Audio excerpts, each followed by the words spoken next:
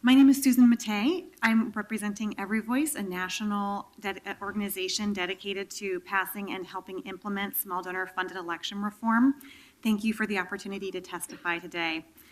It's hard to deny that money in politics creates a problem at the federal level, and even federal elected officials are conceding that point, although nearly all of them say that they personally are not influenced by money in politics. However, I find that many state and local officials say that money in politics isn't a problem at their level of government, and I have yet to meet a state or local official who will admit that money in politics influences any of their decisions. Kirsten Eberhard just reviewed the data that shows that Portland's democracy is out of balance when it comes to key measures of money in politics, so I won't repeat her data. I have something different to share. Because Every Voice did polling in Oregon last November, I can share how Portlanders perceive money in politics in their own backyards. Portland respondents revealed the following. 81% of Portlanders believe that the middle class is struggling because politicians rigged the rules of the economy, including taxes. 81% believe that unless we change the way elections are funded, elected officials will work for large donors. 72% say they support new laws that control the way political campaigns can raise and spend money. And 70% believe that candidates receiving limited public matching funds after agreeing to take no large contributions is an effective way to clean up politics. 32 localities and states have small donor-funded elections programs.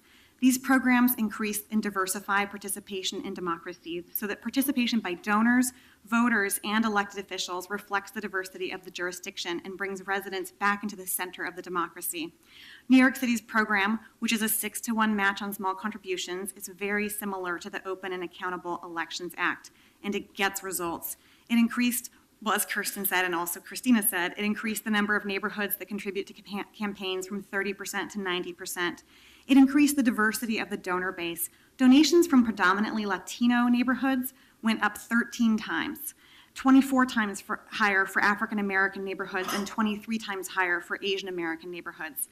It enabled candidates without access to networks of wealth to win elected office.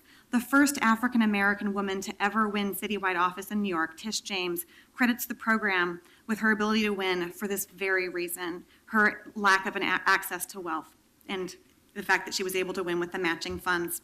It also increased racial and gender diversity in elected office in New York. New York elected its first African American mayor in the first cycle of its public financing program. And it elected its first African American woman to citywide office ever, both of whom used the program to win. For the first time, a majority of New York City Council members are from communities of color, just like the population of New York City. Data collected in other places reinforce that small donor-funded elections programs increase and diversify participation. In Arizona, donations from Latino neighborhoods and those in those neighborhoods with the highest poverty levels increased dramatically under their Clean Elections program in closer alignment with state demographics. I see that there is a question about which office should administer the program in Portland. I can tell you what other jurisdictions do. Many are administered by the person who administers elections, however, such as Seattle and New Mexico. Montgomery County, Maryland is using their Director of Finance to administer the program with a Citizens Commission to recommend how much money to appropriate annually. Many jurisdictions create new or utilize existing commissions to administer the program, including New York City, Arizona, Maine, and Connecticut. All are 5-member commissions appointed by elected officials.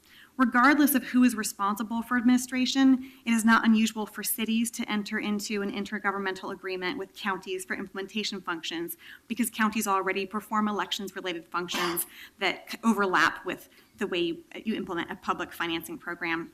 There is a wide range of administration options available to Portland, and Every Voice would be happy to consult with Portland officials on options, as well as connect whichever agency implements with technical assistance and implementers from other jurisdictions so that Portland has access to the best practices that have worked in other jurisdictions. Thank you for giving me the opportunity to testify today, and I'm available for any questions you may have.